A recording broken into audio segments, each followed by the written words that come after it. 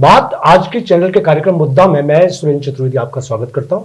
दोस्तों, जैसा आपको मालूम है कि अजमेर से जुड़े किसी भी मुद्दे पर हम बातचीत करते हैं और बातचीत से आप लोगों का ज्ञानवर्धन करते हैं। आज का जो मुद्दा है वो बड़ा प्यारा मुद्दा है, अजमेर से जुड़ा हुआ है कि अजमेर के 84 कोस की जो परिक्रमा है वो क्या है, कैसे है, इसका ऐतिहासिक महत्व क्या है, इसका धार्मिक महत्व क्या है और ये किस तरीके से शुरू हुई। और इस पूरे मुद्दे को, इतनी ज्ञानवर्धक मुद्दा है कि आपको मजा आएगा इसको मुद्दे को पूरे को सुनने के अंदर। हमारे जो न्याय अपने हमारी अदालत में जो आज मौजूद हैं वो हैं अजमेरू 84 सेवा परियोजना समिति के संयोजक तरुण वर्मा जी। तरुण वर्मा जी को नमस्कार, आप हमारे स्टूडियो में आए उसके लिए आपका आभार। चलिए अब शुरू करते हैं कि कहा जाता है कि 84 बार प्रलय होगी, 84 बार प्रलय हो चुकी है 112 बार होगी और 28 बार होनी बाकी है। क्या है ये प्रलय का चक्कर और इस अजमेर से जुड़ा हुआ ये प्रलय का मुद्दा किस तरीके से आपने उठाया? अरबों साल की तपस्या के बाद ब्रह्मा जी ने ये सृष्टि का निर्माण करा। चैत्र का महीना आता है, हम सृष्टि का प्रथम दिन बोलते हैं, और कार्तिक के महीने में हम सृष्टि का इनॉग्रेशन के लिए यज्ञ करते हैं पुष्कर क्षेत्र में, और जो पूरे जगत का यज्ञ होता है जो पुष्कर क्षेत्र में किया जाता है। अब विषय आता है कि जो प्रलय होती है, और जैसा कि भाई साहब ने हमें बताया कि 84 बार ये प्रलय हो चुकी है, कुल 112 बार प्रलय होना का ये विधान था और 28 प्रलय बाकी हैं। अभी हम जब चर्चा करने लगेंगे अजमेरू विषय पर तो हमें ध्यान में आएगा कि ये जो सृष्टि का पूरा संचालन ब्रह्मा जी द्वारा कैसे किया जाता है, हमारा सारा निष्कर्ष उसमें उभर कर आएगा। हमें उसको जानने के लिए पहले ये ध्यान में लाना पड़ेगा कि हम क्या क्या मनाते हैं। चैत्र में हम 5125वां युगाब्द मनाते हैं, जब महाभारत खेली गई थी जी, और उसके बाद में 4000 वर्ष पहले यहूदियों के जो धर्मगुरु आए थे वो आए, और ठीक इसी प्रकार 2500 वर्ष पहले भगवान बुद्ध और भगवान महावीर स्वामी जी हमारे बीच में आए। मोहम्मद साहब भी ईसा जन्म के 570 वर्ष बाद अवतरित हुए थे अरब क्षेत्र में, और जब वो मक्का से मदीना की तरफ आए तो उन्होंने हिजरी संवत प्रारंभ करा जी 622 ईसा में। अब यह है जब 8 वर्षों के बाद उन्होंने मक्का को अपने अधिकार में लिया, और अधिकार में लेने के बाद में 2 वर्ष बाद उनका इंतकाल हो गया। अब अरबों के द्वारा एक आंधी उठी उनके धर्म के विस्तार के लिए, उसका सीधा संबंध हमारे अजमेरू से भी है। अखंड भारत का जो अस्तित्व जो हमारा था, जो खंडित हुआ, वो सारा का सारा विषय उससे कहीं ना कहीं जुड़ा हुआ माना जाता है। क्या मजबूरी थी कि नागौर से चौहान हमारे इस ब्रह्म क्षेत्र में, इस क्षेत्र को सुरक्षित मानकर रमणीक क्षेत्र में और आध्यात्मिक दृष्टि से सबसे उच्च क्षेत्र मानकर इस क्षेत्र में आए? क्या कारण रहता था कि इस ब्रह्म क्षेत्र में अनेकों साधु संत विश्व भर के यहां पर आते थे और कुछ पाने की लालसा में आते थे? इन सभी बातों पर हम लोग चर्चा करते हैं, आगे बढ़ते हैं, और इसी को आगे बढ़ाते हुए मैं आप लोगों के सामने ये बात रखना चाहूंगा कि सम्राट पृथ्वीराज चौहान की ये जो नगरी है, ये जो चौहानों का शासनकाल रहा है, बड़ा ही अद्भुत रहा है, प्रेरणादायी रहा है। चौहान यहां आए, उन्होंने यहां का सामरिक महत्व जाना और अपनी प्रजा को किस तरह से वो सुरक्षित रख पाएंगे, उसके लिए एक टापू को खोजा पाया, जिसका इतिहास में वर्णन था कि ये गढ़ बीठली है, विट्ठल देव का गढ़ है, विट्ठल देव। और उससे पूर्व यहां राजा बाली, उनकी पत्नी तारा और ब्रह्मा जी द्वारा राजा बाली को, जो सुग्रीव के भाई थे, उनको वरदान दिया जाना और वरदान में अजयता का वरदान दिया जाना, उस अजयता के वरदान के कारण इस पूरे क्षेत्र को अजय मेरू भी कहा जाने लगा। तो इन बातों में मेरू पर्वत पर बैठकर ब्रह्मा जी के द्वारा अजयता का वरदान दिया जाना इस पूरे क्षेत्र को अजय मेरू अजय मेरू अजय मेरू नाम से जाने जाने लगा। उसके बाद विश्व भर के श्रद्धालु संत महात्मा इस क्षेत्र में आते और तीर्थ क्षेत्र जो 84 कोस का था उसकी परिक्रमा करते और तपस्या करते। यहां अगस्त मुनि, विश्वामित्र जी के द्वारा भी तपस्याएं की गई हैं और उन तपस्याओं के माध्यम से ब्रह्मा जी प्रसन्न होते थे और अजयता का वरदान दिया करते थे। तो यह क्षेत्र अजय मेरू कहलाने लगा। कालांतर में यह क्षेत्र अपभ्रंश हुआ और आज हम इसे अजमेर के नाम से जानते हैं, क्योंकि अब समय आ रहा है, लोगों में धर्म के प्रति आस्था बढ़ रही है, अपने पौराणिक पुरातात्विक महत्व की जो धरोहरें हैं उनके प्रति जागृति बढ़ रही है, उनके संरक्षण के प्रयास भी सरकारों के द्वारा किए जा रहे हैं। तो एक आशा जगी है, अभिलाषा जगी है, उसको पूर्ण करने के लिए कई समझदार लोगों के द्वारा चर्चाएं की गई और उस पर निष्कर्ष निकाला गया कि यह जो अजय मेरू क्षेत्र है, इसका 84 कोस की परिधि है, इसमें जो धरोहरें हैं हमारी, उनका कैसे हम संरक्षण कर सकते हैं। विश्व का पहला किला चौहानों के द्वारा बसाया गया, जिब्राल्टर से ज्यादा मजबूत अंग्रेजों ने बताया, 14 बुर्जों वाला मजबूत किला, 7 बावड़ियों वाला, 2 द्वारों वाला, एक ऊपर की बावड़ी बढ़ती तो नीचे की में पानी आता, ऐसे करके नीचे कातन बावड़ी, झालरा बावड़ी और डिग्गी बाजार, वहां सब जगह पानी की व्यवस्था होती थी। उसी क्रम को आगे बढ़ाने का कार्य बीसल देव जी द्वारा किया गया।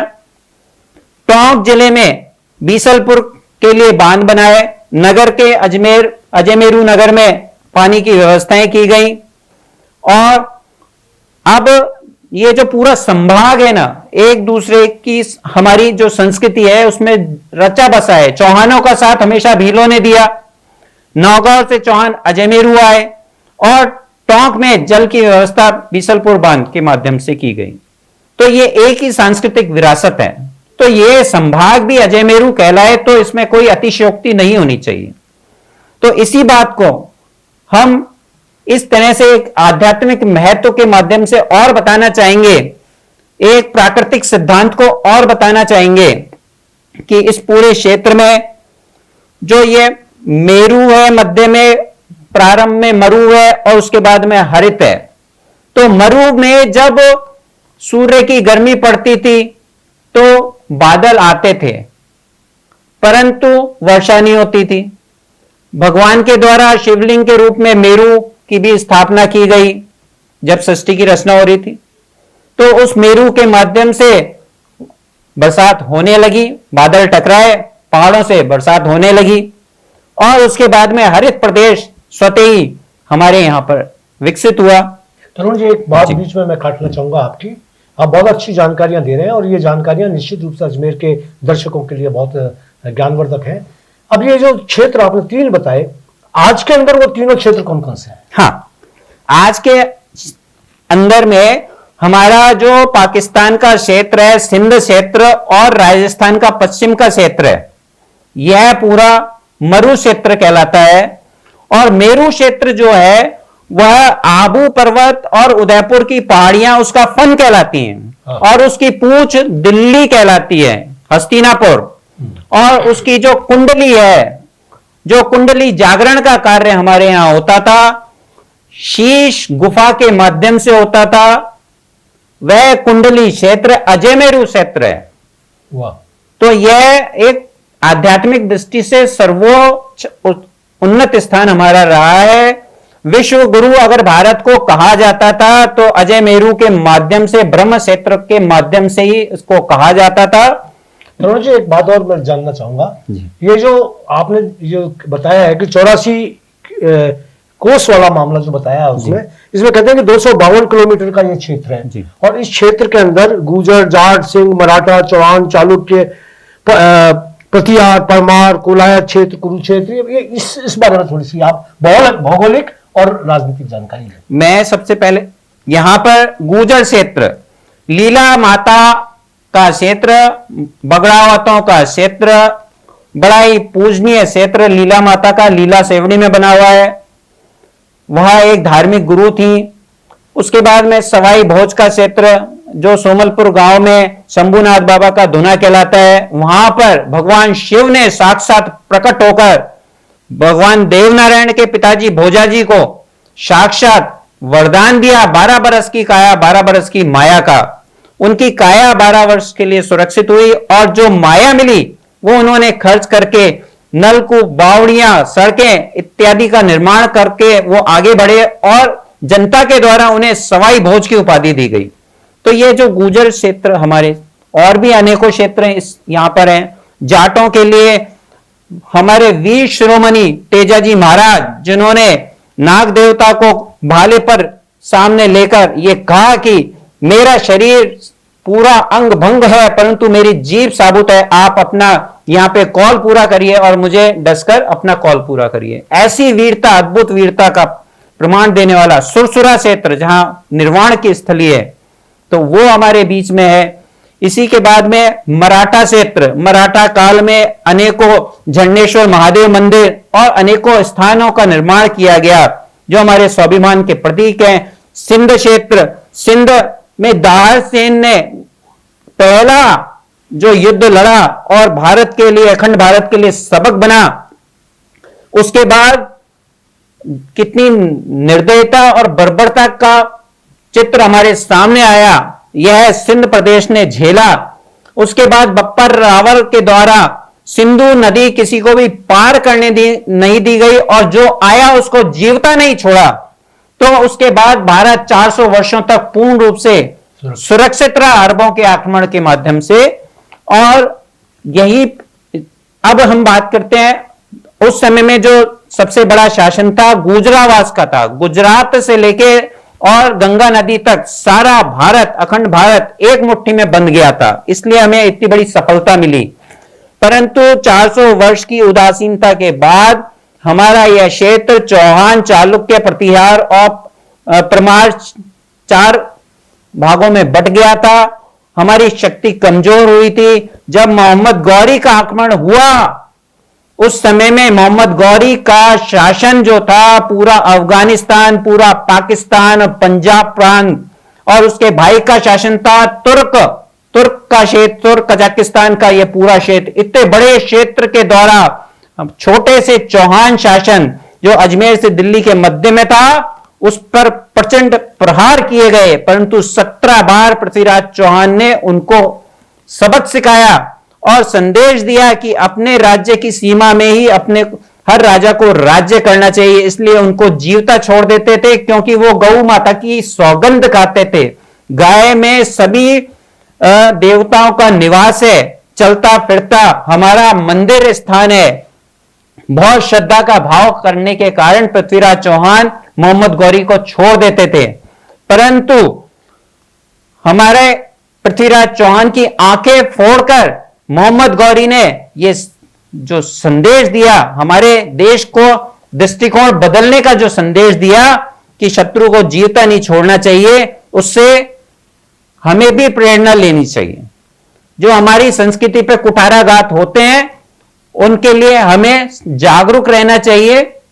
चाहे वो सरकारों के द्वारा अब सर्जिकल स्ट्राइक के रूप में सामने आ रहा हो, वो प्रशंसा योग्य है, परंतु हम यहां पर एक बात कहना चाहेंगे कि जो हमारी धरोहरें आज, जैसे शीश गुफा जिसे शीशा खान की गुफा भी कहते हैं, वो क्योंकि वो सर्दी में तो गर्म हवा देती है और गर्मी में ठंडी हवा देती है। उस गुफा के अंदर जाएंगे तो वह जैसे कान की रचना होती है ना, इस तरह से आगे उसमें वो दीवार आएगी, फिर अनेकों रास्ते निकलेंगे, तो शाब्दिक अर्थ में ही हमें उसका अर्थ मिल जाता है। तो हम यही कहना चाहेंगे इन सभी चीजों पे शोध होना चाहिए। आगे जो हमारे गौरव दिलाने वाली जो हमारी विरासतें हैं, उनके ऊपर शोध कार्य में हमें आगे बढ़ना चाहिए। अभी ट्रिपल इंजन की सरकार है, ट्रिपल इंजन, तीसरा इंजन हमारा नगर निगम है, नगर परिषद है, वो सब अपनी भूमिकाएं अदा करें।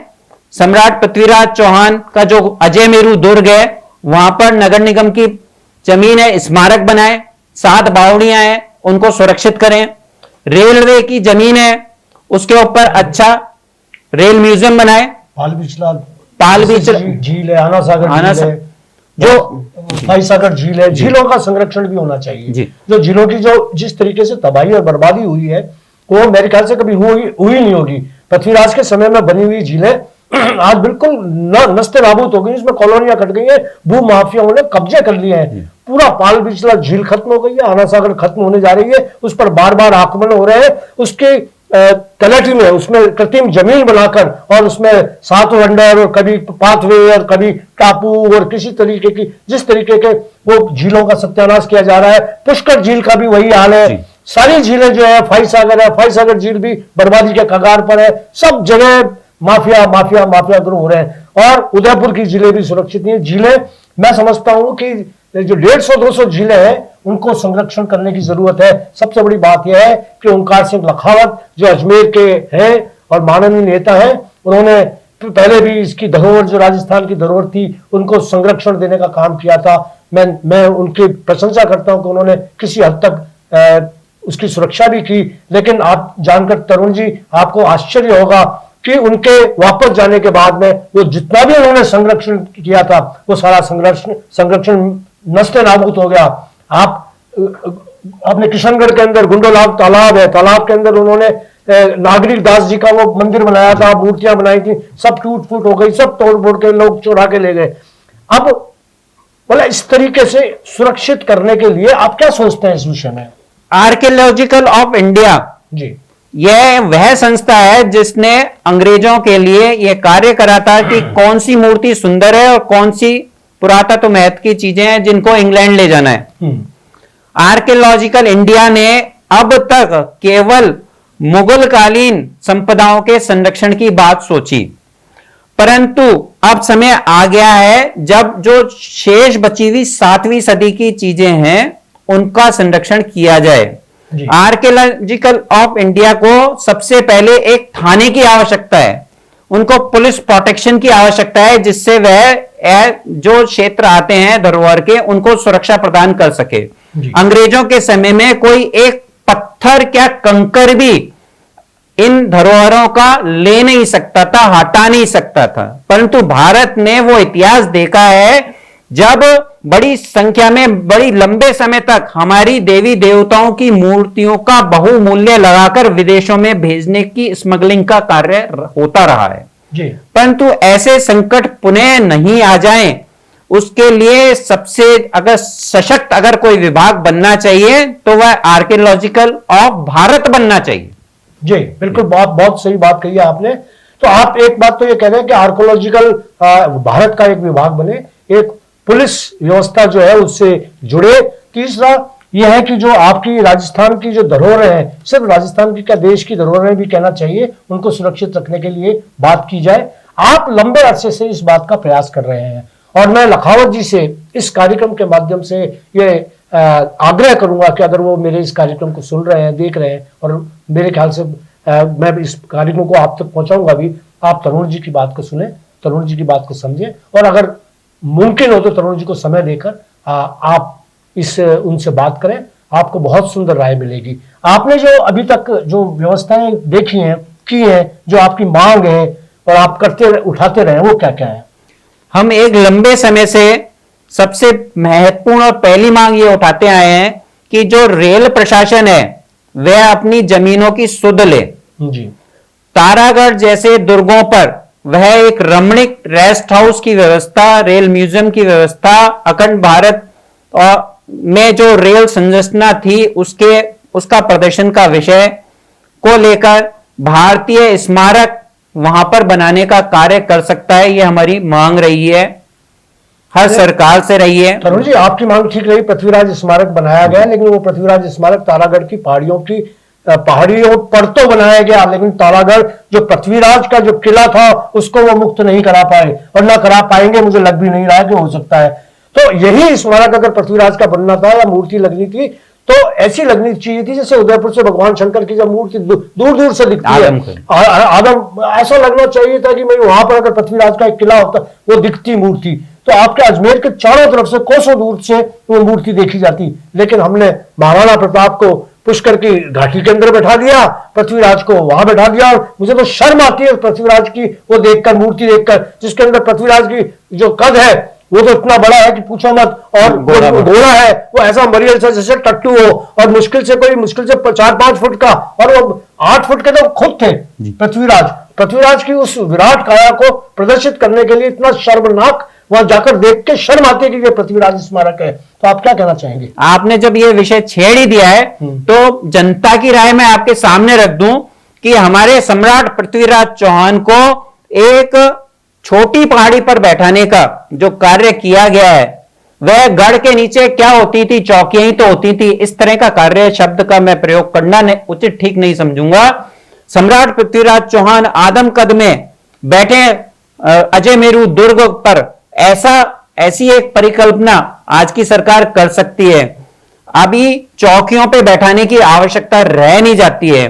जो वन क्षेत्र की भूमि है वन विभाग को पुनः वापस करें, चाहे वह आना सागर का क्षेत्र हो जिसपे अतिक्रमण प्राकृतिक हुआ हो, सरकारी हुआ हो या गैर सरकारी हुआ हो, सब चीजें जो प्राकृतिक जल स्रोत के स्थानों पर हैं, चाहे वो पहाड़ों पर हो चाहे वह सागर में हो, उन सबको पुनः इन स्रोतों को, यानी ये जनता की धरोहर है, इनको वापस किया जाना चाहिए। सरकार अपनी गलतियों को सुधारे, 7 वंडर हटाए, सम्राट पृथ्वीराज चौहान स्मारक पृथ्वीराज चौहान के दुर्ग अजय मेरू दुर्ग पर लगाया जाए। यह जो शहर अतिक्रमण की नगरी बना हुआ है, इस अतिक्रमणों को चुन चुन के हटाने का कार्य अगर यह सरकार नहीं कर सकती तो भारत में आने वाली कोई सरकार भारत को भ्रष्टाचार मुक्त नहीं कर सकती। सनातन सनातन सनातन करते हैं, लेकिन हमारे सनातनी कर्तव्य हो जाते हैं, चाहे वो अजमेर के राजनेता हो चाहे अजमेर की जनता हो, उन्हें अपने सनातन जो धर्म की जो सुरक्षा है वो करने के लिए आगे आना ही होगा। अगर आएंगे नहीं आए तो आने वाली पीढ़ी हम पर थूकेंगे कि हमारे कार्यकाल के अंदर हमारी सनातन धर्म की जो व्यवस्थाएं थी वो समाप्त हुई, जो धरोहरें थी वो लूट ली गई, वो बर्बाद कर दी गई, और जिस तरीके से भू माफिया दांतों में जहर लेकर घूम रहे हैं, हमें उनसे मुक्ति के लिए जरूरी प्रयास करने पड़ेंगे। आप तरुण जी, आप हमारे कार्यक्रम में आए, बहुत बहुत शुक्रिया। हम आपको और दूसरे कार्यक्रमों में भी बुलाएंगे ताकि आपकी जो बाकी बातें आज रह गई हैं उनको आप वापस कर सकें। धन्यवाद, समय की हमारी पास है। दोस्तों, आपको ये कार्यक्रम पसंद आया होगा, अगर कार्यक्रम पसंद आया होगा तो लाइक करें। धन्यवाद।